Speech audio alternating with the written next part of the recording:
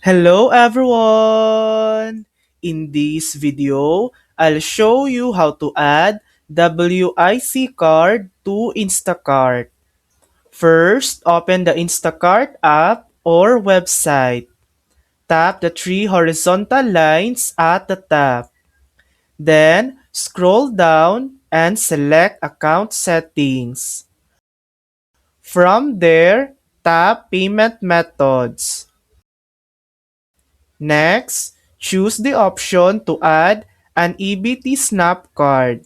This is where Instacart usually connects WIC cards. Depending on your state, you may also see an option for an OTC network card. Enter your WIC card number and follow the on-screen steps to add it. Instacart will then ask you to link a backup debit or credit card.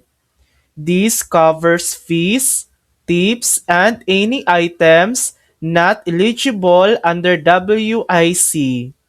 Once everything is verified, your WIC card will be successfully linked to your Instacart account.